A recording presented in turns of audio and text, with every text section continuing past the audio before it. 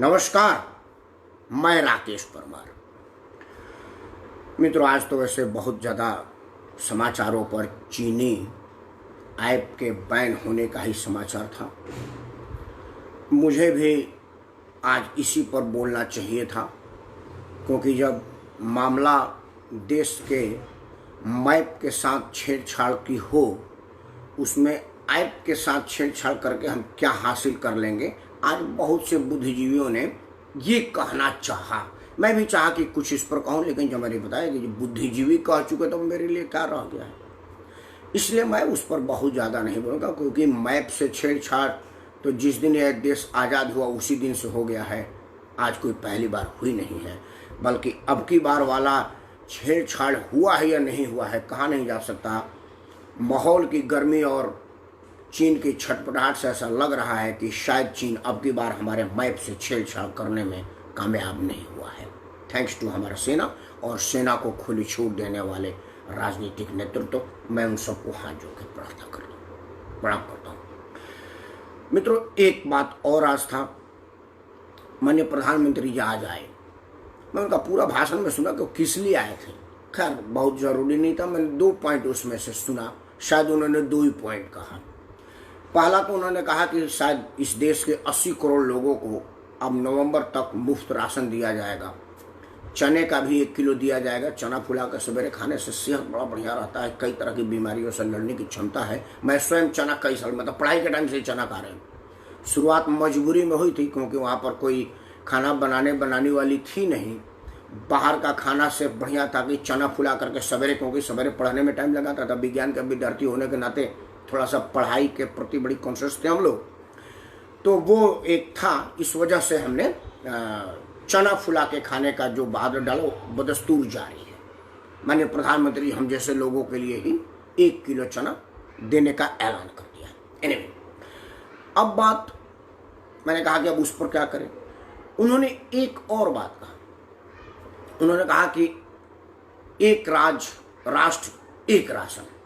बहुत बढ़िया लगा। मैं ये सुनने के लिए तरस रहा था कि माननीय प्रधानमंत्री एक चीज इसमें और जोड़ देते कि एक राष्ट्र एक राशन और एक कानून। अगर ये जोड़ देते तो ये संपूर्ण राष्ट्र परिपूर्ण हो जाता, जहां तक मुझे लग रहा है। क्योंकि एक राष्ट्र और एक राशन कार्ड अगर हो सकता है तो एक राष्ट्र और एक कानून क्यों नहीं हो सकता, ये तो माननीय प्रधानमंत्री जी बताएंगे। मुझे लग रहा है कि उनसे छूट गया है, अगले बार में कह देंगे। क्योंकि उनको जब विश्वास हो जाएगा कि इस तरह के अगर मैं कानून नहीं बनाता तो वोट बैंक वाले हमको छोड़ेंगे नहीं। क्योंकि वोट बैंक एक के चक्कर में दूसरा बिगड़ न जाए, क्योंकि वो वोट बैंक के वजह से ये नहीं कर पा रहे हैं, तो शायद वो करने लगे। हम लोग दुआ करें, दबाव करें कि माननीय प्रधानमंत्री जी जिस तरह से एक राष्ट्र एक कानून, एक राष्ट्र एक मोबाइल, एक राष्ट्र एक खाता, एक राष्ट्र एक आधार किया है, उसी तरह से एक राष्ट्र और एक कानून। कानून के बीच बता दूं, मतलब कानून ये कि जो कानून हम पर लागू हो, राकेश सिंह परमार पर, वही कानून रहमतुल्लाह खां पर लागू हो, वही कानून राकेश राम पर लागू हो, वही कानून राकेश पासी पर लागू हो, वही कानून राकेश पासवान पर लागू हो, वही कानून राकेश धनु पर लागू हो, वही कानून राकेश पांडे पर लागू हो। मतलब एक ही कानून सब पर लागू हो, ऐसा होना चाहिए जहां तक मुझे लग रहा है। खैर, माननीय प्रधानमंत्री जी कहेंगे, मुझे ऐसा उम्मीद है, और उनको कहना भी चाहिए। मामला आज इस पर भी नहीं, तो जब वो कहे ही नहीं तो किस पर कहे। मित्रों, अनलॉक की प्रक्रिया का कल से कानून बदल जाएगा। प्रधानमंत्री जी और समाचार वाले बोल चुके हैं, उसमें हम क्या बोलें, इसमें हम आपसे क्या बताएं। लेकिन हाँ, आप लोग ये मान के चलिए कि बीमारी गई नहीं है और ज्यादा बढ़ी है।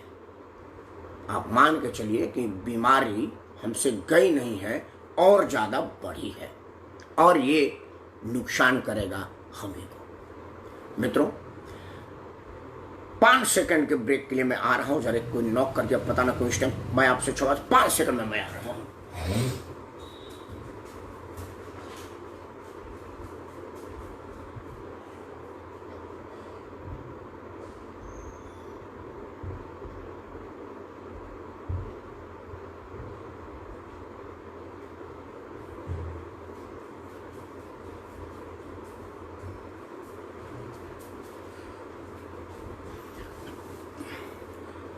सॉरी, मुझे आपको छोड़ करके जाना पड़ा, मैं क्षमा चाहता हूँ। लेकिन मैं कोशिश करता हूँ कि उन विषयों को एड्रेस करूँ जिसके लिए आज मैं बैठा हूँ, और वो विषय है कि अगर हम पूरी सिनेरियो को देखें तो हम ये देखते हैं कि समय समय पर जो बरसाती मेढक की तरह से हमारे यहाँ लोग आते रहते हैं कुछ ना कुछ बोलने के लिए, कुछ ना किसी मुद्दे पर बोलने के लिए, वो बरसात में ही निकलते हैं। ये एक मुद्दा आज है और इस विषय पर मैं सबसे पहले आपसे आशीर्वाद चाहूँगा, आपका राय चाहूँगा और आपसे जानना चाहूँगा कि ऐसा क्यों होता है। उदाहरण दे रहा हूँ मैं आपको। मित्रों, आपने देखा होगा कि अभी दिल्ली में अरविंद केजरीवाल ने 70% दारू पर दाम बढ़ा दिया था। 70%। कहीं से कोई सुबुगाहट, कोई चिल्लाहट कहीं नहीं देखने को मिली। लेकिन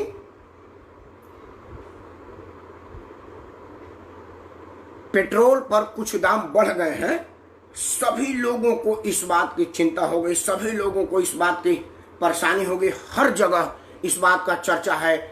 कांग्रेस, सपा, विपक्ष की राजनीति है, विपक्ष वालों को ये करते रहना चाहिए, हमें इसमें कोई एतराज नहीं है। आप देश के विपक्ष में है तो आपको विपक्ष की राजनीति करनी चाहिए। लेकिन आप ये देख रहे हैं कि बिहार में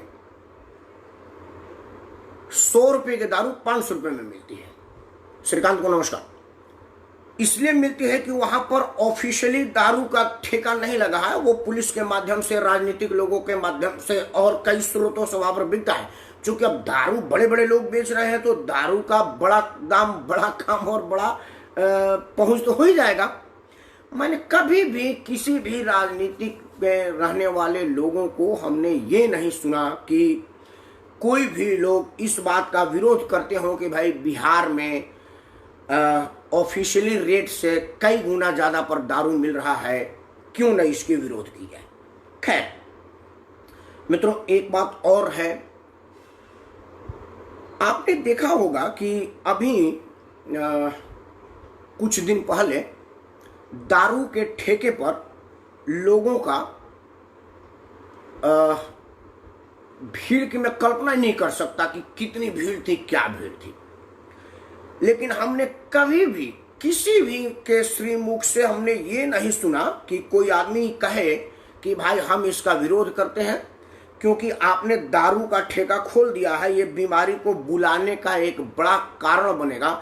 और मैं दावे के साथ कह सकता हूं कि दारू के ठेका खुलने के बाद से ही बहुत ज्यादा भीड़ आई और बीमारी अनियंत्रित हो गया। क्योंकि जब तक दारू का ठेका बंद था तब तक सब लोग अपने घरों में बैठे थे, कोई आदमी बाहर नहीं जा रहा था। बाहर न जाने के पीछे उसका कारण था कि वो कहाँ जाता। लेकिन हाँ, जैसे ही दारू का ठेका खुल गया सब के सब लोग अनियंत्रित हो गए और बीमारी कोरोना बढ़ाने का कारण बने। कहीं भी मैंने नहीं देखा कि उस बात पर कोई विरोध हुआ हो, किसी के द्वारा कोई विरोध हुआ हो। खैर, इसको बरसाती मेढक ही कहेंगे कि जब आपको कोई मतलब की चीज लगती है जो राष्ट्र हित में है, उस पर आपका विरोध नहीं होता। जहां लगता है कि भाई यहाँ पर राष्ट्र इन्वॉल्व है और राष्ट्रीय हित और अस्मिता जुड़ा हुआ है, आप उस पर कोई चिंता जाहिर नहीं करते, कोई प्रदर्शन, धरना और कोई नहीं करते। लेकिन आप वो कोई जहां पर आपकी अपनी राजनीति, अपनी अस्मिता का खतरा लगता है, आप सड़कों पर आ जाते हैं। आप ये नहीं देखते कि कोरोना में आपके साथ आपके द्वारा आए गए लोगों का भी जान जोखिम में डल रहा है। आपको तो अपनी राजनीति से मतलब है। मैं सभी के लिए कह रहा हूँ, मेरे लिए भाजपा, सपा, उस बात संबंध मेरे को बांटिए। मैं बरसाती मेढकों की बात कर रहा हूँ, वो चाहे जिस बिरादरी के, जिस नस्ल का, जिस कुनबे का हो। श्रीकांत भाई ने लिखा है कि भैया मैं बिहार से हूँ और असली बात में 100 रुपया। हाँ, बिल्कुल। मैं देखो, ऐसे मैं तकनीकी रूप से श्रीकांत भाई जरूर उत्तर प्रदेश का रहने वाला हूँ, लेकिन रिश्तेदारी, यारी, मित्रता ये सब बिहार में है। मेरा ननिहाल बिहार में है, मेरे बच्चों का ननिहाल बिहार में है, आप जैसे यार दोस्त मित्र बिहार के हैं, तो बिहार की, और छोड़िए ना, मेरा बॉर्डर बिहार का है। मैं अपने पूर्व की तरफ मुंह करूँ तो छपरा, और दक्षिण का मुंह करूँ तो आरा। तो मतलब मैं कोई बिहार से अछूता हूँ, और बिहार की संस्कृति, कल्चर, वहाँ के दारू की गूंज से कोई मैं अलग हूँ, ऐसा नहीं है। मुझे मालूम है वहाँ के दारू का बिक्री और दारू का काम का क्या स्थिति है।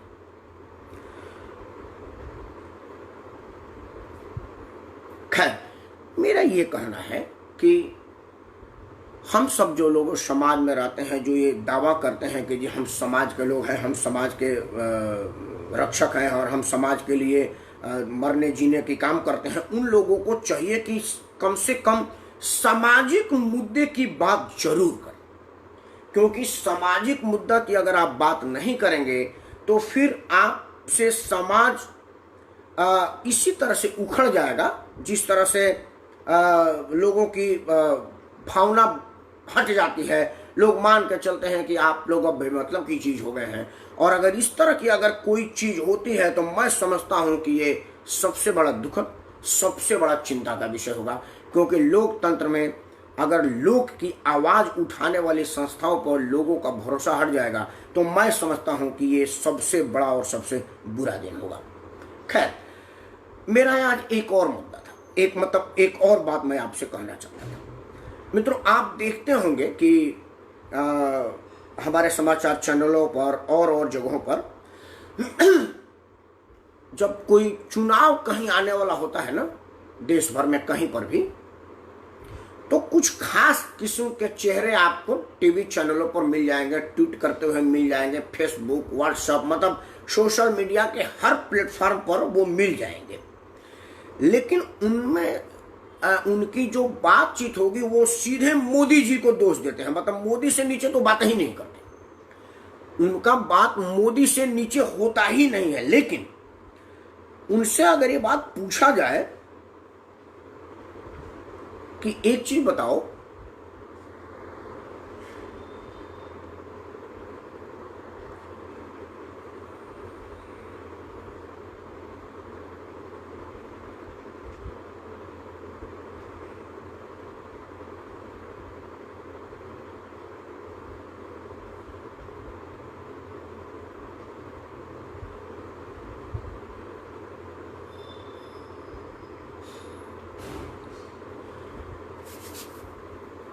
कि आपने कभी समाज के और मुद्दों पर, समाज के और विषयों पर कभी कोई अपना राय रखा है? कोरोना की महामारी में दुनिया परेशान है, कोरोना से दुनिया परेशान है, और हर आदमी, हर राजनीति का आदमी जिसे समाज के प्रति थोड़ी बहुत भी चिंता थी, उस सब ने, किसी ने कुछ मास्क बांटा, किसी ने कुछ भोजन बांटा, और नहीं तो किसी ने सरकार को कोसा, ये भी बहुत लोगों ने किया। लेकिन कुछ खास लोग, मैं नाम रख रहा हूं, क्या आपने कन्हैया कुमार को कहीं देखा कोरोना पीरियड में? वो आदमी चुनाव लड़ने के लिए, सांसद बनने की दावा किया था। क्या आप में से किसी ने उसको देखा कहीं पर भी? मैं बहुत बड़ी जिम्मेवारी से ये बात कह रहा हूं। एक और आदमी सीधे मोदी जी को टक्कर दे रहा था, हार्दिक पटेल।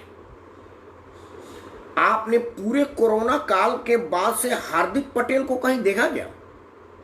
कोई आदमी हार्दिक पटेल को कहीं पर देखा? कहीं पर भी, कहीं इस राजनीतिक पृष्ठभूमि में कहीं वो लगा आपको मिला? मेरा यही कहना है, मेरा ये कहना है कि आप राजनीति करेंगे, आपका काम है, आपका अधिकार है, विरोध करना है आपका काम है। हम आपके काम पर तनिक भी कहीं से भी कोई वो नहीं कर रहे हैं कि आप अपने विरोध की राजनीति को ना करो। लेकिन विरोध देख करके, विरोध समय पर, विरोध मुद्दे के जगह अपने लिए कोई विरोध का इसको करो। मैं आज वही कह रहा हूं कि बरसाती मेढक कहां से। मित्रों, हम टीवी चैनलों पर डिबेट देख रहे हैं, डिबेट में आता है कि जी 62 में फलाना हो गया, तो वो बोले कि आप 71 क्यों भूल रहे हैं। फिर बात आती है कि आपने ये किया, आपने वो किया, आपने वो चीनी ऐप बंद कर दिया तो आपने चीन से चंदा ले लिया, तो बोला कि आपकी पार्टी का भी चंदा ले लिया। मेरा ये कहने का मतलब है कि क्या ये दोनों लोगों की सीखी आपस में बातचीत तय की हुई साजिश है कि भाई देखो हमने कुछ नहीं करना है, हम तो अपना आराम से इन्हीं सब मुद्दों पर लोगों का ध्यान भटकाए रहेंगे और आप अपना काम करें, और इसमें 3 लोग साझीदार होंगे। 3 लोग मतलब एक मीडिया जो उन लोगों को भड़काती है, दूसरी आप वो स्वयं जो कि एक पार्टिसिपेंट है, एक आदमी उस तरह की बात करता है, एक आदमी उधर की बात करता है, एक आदमी इधर की बात करता है। तो क्या इन सब चीज को लेकर के हम सब लोग पार्टी में है सेट हुए हैं? हमें इससे मतलब नहीं है कि हमारे देश में असल मुद्दा क्या हो, देश में असली इशू क्या हो। हम आपस में अपना तय कर लेंगे कि भाई कांग्रेस वाला तुम एक काम करना, तुम इस बात को बोलना, फिर ये करेगा कि तुम ये बात को बोलना, और दोनों लोग करेंगे। लोग कहेंगे कि चलो जी कांग्रेस ने भाजपा का बड़ा विरोध किया और भाजपा ने कांग्रेस का बड़ा विरोध किया, असल में कुछ हुआ नहीं। मैं इसको बरसाती मेढक और बरसात में टटराने जैसा ही मानता हूं, क्योंकि मेरा मानना है कि अगर आप सही में समाज के लिए कुछ करना चाहते हैं, सही में आप समाज को कुछ देना चाहते हैं, सही में अगर आप समाज के लिए करना चाहते हैं, तो आपके लिए हर मुद्दा जरूरी है, हर मुद्दा इंपॉर्टेंट है, हर मुद्दे पर आपको अपनी राय रखनी चाहिए। ये सिर्फ एक ये मुद्दा नहीं है कि जब हमको किसी में राजनीतिक गेन करना हो तो बोलेंगे, और अगर समाज के लिए कोई करना हो तो हम नहीं बोलेंगे। मित्रों, आप सब लोग पेट्रोल के दाम बढ़े से परेशान हैं, मुझे मालूम है, लेकिन आप में से बहुत से लोग शराब के बढ़े दाम से भी परेशान हैं, क्योंकि आप में से बहुत से लोग चाहे बेशक शराब पीते ना हो, लेकिन फिर भी शराब के बढ़ी दाम का कहीं ना कहीं कोई ना कोई जरूर उसका असर आपके यार दोस्त मित्र परिवार परिवार में होता होगा, लेकिन आप उसका कुछ नहीं किए क्योंकि आपने कभी कोई विरोध नहीं किया। मैंने देखा था कि जब नोटबंदी हुई थी तो नोटबंदी के लाइन में 2-1 लोगों के अनफॉर्चुनेट देहांत हो गया था, जो नहीं होना चाहिए। हम किसी के भी किसी भी रूप में देहांत का मैं प्रश्न नहीं देता, उसका समर्थन नहीं देता, लेकिन मैंने ये देखा कि कुछ लोगों के देहांत हो जाने का इतना ज्यादा हवा बनाया गया लोगों के ट्वीट से उसमें लेकर के, लेकिन वही दारू की दुकान किलोमीटर तक लंबी लाइन थी, लेकिन किसी ने उस पर कोई राजनीतिक मुद्दा नहीं बनाया। मैं इसको बरसाती मेढक का टटराना ही बोलूंगा, क्योंकि अगर आपको सही में लगता है कि कोई राजनीति का मुद्दा हो तो आज के तारीख में नरेंद्र मोदी को घेरने के लिए हजारों मुद्दे हैं, लेकिन पता न क्यों विपक्ष कोई असली मुद्दे को पिन पॉइंट ही नहीं करता। वो वही बात कहता है जी चीन का ऐप बंद करने से क्या। अरे चीन का ऐप बंद हो खुले उससे तुमको क्या मतलब? चीन का ऐप बंद होगा, खुल जाएगा, चल जाएगा, उससे भारत के सरकार के ऊपर कुछ फर्क पड़े ना पड़े, भारत के जनमानस के ऊपर फर्क पड़ेगा, चीन के ऊपर मनोबल पर फर्क पड़ेगा। मैं आपको बड़ा स्पष्ट कर देना चाहता हूं, आज कुछ लोगों का आया कि मामला जब मैप में के छेड़छाड़ हो तो ऐप से क्या होगा, वो मैं आपको बताता हूं। देखिए, बिल्कुल आपने ठीक कहा कि मैप की जगह ऐप नहीं ले सकता, लेकिन कम से कम चीन के पास ये मैसेज तो जाना चाहिए कि भाई भारत वो देश नहीं है जो जो तुम चाहते थे कर देता था और ये कुछ नहीं बोलता था। आप इधर सीमा का अतिक्रमण करते थे और इधर हमारा राष्ट्राध्यक्ष आपसे हाथ मिलाया करता था। नहीं, ये दूसरे तरह के लोग हैं, और इन लोगों के पास आपको आप ही के भाषा में, मतलब आपके भाषा इतना नहीं है कि अगर आप चीनी जबान बोलते तो हमको चीनी बोलना पड़ेगा। कई लोगों ने आज बड़ा ही मतलब एक हंसी वाला बात कहा, मतलब एक आदमी का पोस्ट आया कि भारत सरकार ने कहा है कि हम चीन को उसके जबान में भाषा करेंगे तो क्या चीनी जबान में कही जाएगी। अब आप अपने आप को हंसी का पात्र लोगों के सामने बना रहे हैं ताकि लोग समझे कि आप कितने कम अकल आदमी हैं, कि आपको ये भी मुहावरे का पता नहीं है कि हम आपको चीन को चीन के जबान में भाषा समझाएंगे का मतलब असल में क्या होता है। तो अब आप समझ लीजिए कि असल में आप हैं क्या और आपको क्या कहा जाए। मित्रों, चीन को कम से कम ये पता तो चला कि भारत ऐप रिमूव करने का ऑफिशियल ऑर्डर दे सकता है, ट्रेड रोकने का सरकारें ऑर्डर दे सकती हैं। कई सरकारों ने हमारे चीन के साथ ट्रेड पर पुनर्विचार बोल दिया है, कितनों ने उनके ऐप पर बिजनेस पर रोक लगा दिया है। अभी दिल्ली मेरठ रेल कॉरिडोर का भी जो चीनी संघाई मेट्रो कंपनी को मिला था उस पर रोक लगाया गया। महाराष्ट्र की सरकार ने भी अपने कुछ प्रोजेक्ट को रोक लगा दिया है। वो सब चीजें हो रहा है तो कम से कम चीन को ये अब सबक मिलेगा कि जी देखिए अब हम क्या करें। चीन ये सोचने पर मजबूर होगा कि भारत आंखें मिला सकता है, आंखें दिखा सकता है, आंखें तरेर सकता है और जरूरत पड़ी तो सेना लगा सकता है। क्योंकि पहली बार चीन को ये एहसास हुआ है, पहली बार चीन को ये झटका लगा है कि भाई भारत, मतलब वो भारत को देख करके तो ऐसे करते थे जैसे उनको लग रहा था कि यार ये कुछ लोग है ही नहीं है। लेकिन आज वही भारत चीन के सामने अपनी सेनाओं का मुंह खोल कर रख दिया है, तोप का मुंह खोला, बोले भैया आपको कुछ नहीं देखना है, सेना फ्री हैंड है कि अगर आपको लगता है कि इनको इनके भाषा में इन्हीं की तरह से समझाना है तो उन्हीं की तरह से समझाना है। हमारे को आपको दिल्ली लखनऊ फोन करने की जरूरत नहीं है, रक्षा मंत्री और गृह मंत्री से बात करने की जरूरत नहीं है, प्रधानमंत्री से बात करने की जरूरत नहीं है। जो आपको लगता है कि हम इसी तरह से फलाना तरह से करेंगे तो वो करेंगे। लेकिन मैं बड़ा दुखी मन से कह रहा हूं कि हमारे देश में जो कुछ राजनीतिक के लोग हैं, जो लोग किसी तरह से राजनीति में से नकारे जा चुके हैं, जो लोगों में से कुछ लोगों को हमारे भारत की जनता ने नकार दिया है, वो लोग अब अपना क्या करें, कुछ न कुछ करने के लिए अपना करते रहते हैं। उनको लगता है कि भाई इसी में उल जलूल कुछ बोल करके हम अपनी गाड़ी को चलाते रहें। मेरे ख्याल से अब देश की जनता ये समझ चुकी है कि देश का हित किसमें है और देश का हित चाहता कौन है। इसीलिए मैं आज बात कर रहा हूं कि ये जो बरसाती मेढक है, जो बरसाती मेढक की तरह से टटरा रहे हैं, ये सब के सब लोग ये बात अब समझ जाएंगे कि अब ये देश नरेंद्र मोदी के कुशल नेतृत्व के तहत अहीं चल रहा है और नरेंद्र मोदी अब इस देश के खेवनहार हैं और हम देश नहीं झुकने देंगे कि नारा को आज भी वो अक्षरशः पालन कर रहे हैं, अक्षरशः उसको कर रहे हैं और वो कह रहे हैं कि हमें इस बात की कोई गिला नहीं, इस बात की कोई परवाह नहीं कि कौन क्या कह रहा है। अगर देश हित इसमें है कि हमको अपने सेनाओं को आदेश दे देना है कि जो आप करें वो करें, तो सेनाएं वो करने के लिए तैयार हैं। और आप ये मान के चलें कि अब हमारा देश, अब हमारा राष्ट्र पीछे मुड़ करके नहीं देखेगा। अब हम वो पीछे मुड़ करके नहीं देखेंगे कि जी क्या होने वाला है, पीछे मुड़ कर हम ये नहीं देखेंगे कि इसका परिणाम क्या होगा, क्योंकि हमने सेनाओं को खुली छूट दे दिया है। और जब भी हमने अपने सेनाओं को खुली छूट दिया है, हमारी सेना ने हमेशा से हमारा मान बढ़ाया है, हमेशा से हमारा सम्मान बढ़ाया है, हमेशा से हमारी सेना ने कहा है कि जो आप कह रहे हैं हम आपके साथ।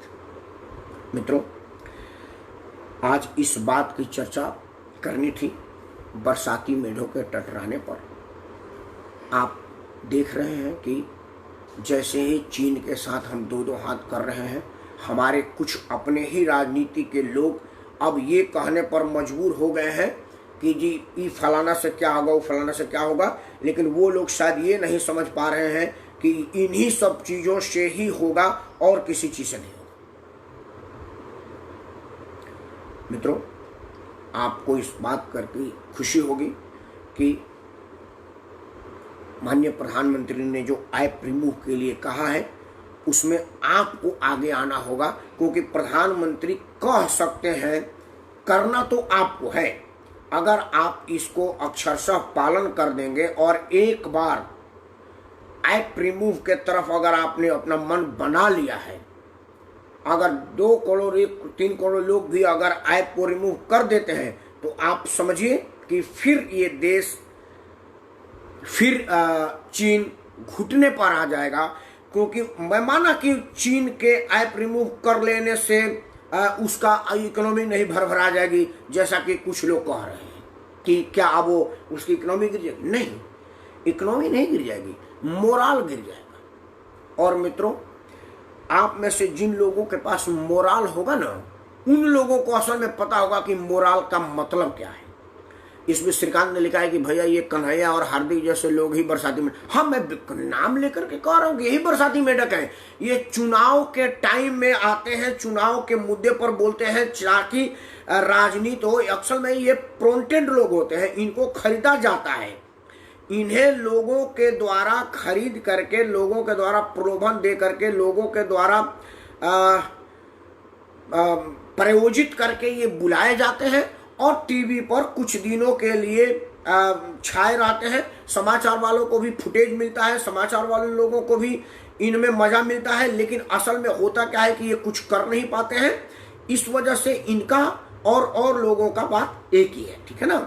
हम इस बात को कहते हैं कि आप सबसे पहले ये करें कि चीनी प्रोडक्ट जो आपके घर में आ गया हो वो अंतिम हो, दोबारा आप कोई प्रोडक्ट ना लें, और कम से कम चीन का ऐप तो आप आज अभी इश्यू का डिलीट कर दें, क्योंकि जब सरकार ने बैन कर दिया तो उस पर वीडियो अपलिंकिंग मिलेगा नहीं, उसका फीडबैक मिलेगा नहीं, तो वो फिर आपके किसी काम का नहीं रह जाएगा। तो बेहतर है कि आप वाई कार्ड चीन और वाई कार्ड चीनी ऐप्स के साथ आज वीडियो बंद करने से पहले एक बार हाथ जोड़कर आपसे प्रार्थना करता हूँ कि आप इधर उधर की बातों में ना आवें। आप देखें कि कौन क्या बोल रहा है, उसका मतलब क्या है, उसका मकसद क्या है, तभी जाकर के आप असल बात समझ पाएंगे कि इस देश में हो क्या रहा है। और अगर आपने समझ लिया ना तो चीन, जापान, पाकिस्तान सब समझ जाएगा, क्योंकि उसको आप ही पर संदेह है कि हम लोग आपस में धर्म, जाति, क्षेत्र में बटे हुए हैं। एक भारत श्रेष्ठ भारत हम नहीं है। जिस दिन दुनिया को पता चल जाएगा कि हम एक भारत और श्रेष्ठ भारत है, विश्वास मानिए दुनिया आपके कदम चूमेगी, आप जो कहेंगे वही माना जाएगा।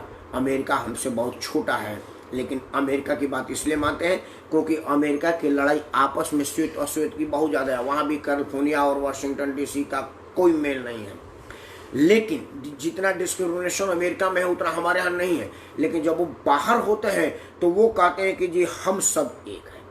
लेकिन सबसे बड़ा अनफॉर्चुनेट है कि हम ये बात लोगों को बताने में कामयाब नहीं होते हैं, हम सब एक हैं। अगर हम ये सब लोगों को समझा देंगे, लोगों मतलब दुनिया को समझा देंगे, तो विश्वास करिए हमारे मुकाबले में कोई नहीं हो पाएगा। मित्रों, एक दुखद समाचार और आपको बता दूं, टीवी से पता चला कि चीन के सुअरों में एक अजीब तरह की वायरस डेवलप हो रहा है जो कोरोना से भी ज़्यादा खतरनाक है। उस वायरस का एक खूबी और है कि अगर वो आपके शरीर में चला गया तो वो स्वयं अंदर डेवलप करता रहेगा और ज़्यादा वायरस, और वो बाहर नहीं निकलेगा, आपका प्राण लेकर नहीं निकलेगा। तो जितना संभव हो सके विदेश दौड़ा अगर जरूरत ना हो तो ना करें। कृपया चेहरे पर मास्क लगा करके जरूर निकलें। रामदेव कौन सी दवाई बनाए हैं वो अपना आज भर यू टर्न मार लिए। वो कल कहे थे कि मैं बनाया था, आज कहे कि नहीं बनाया था। जब तक भारत सरकार का कोई एंथेटिक डिपार्टमेंट ये नहीं कहता है कि कोरोना की दवाई बन गई, तब तक आप ये बात न माने कि कोरोना की दवाई बन गई है। कोरोना का इलाज सिर्फ ये है 2 गज की दूरी रखना है मजबूरी, तभी होगा कोरोना हमसे दूर। वैश्विक बीमारी कोरोना हारेगा, हिंदुस्तान जीतेगा, आप सब स्वस्थ रहेंगे। चीन का बायकॉट करिए। ऐप तो रिमूव अब आपकी मजबूरी है क्योंकि सरकार ने रोक दिया है, आपके पास अब ऑप्शन ही नहीं है।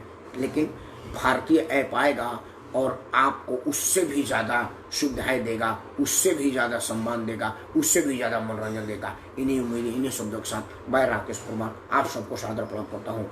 जय हिंद, वंदे मातरम, भारत माता की जय।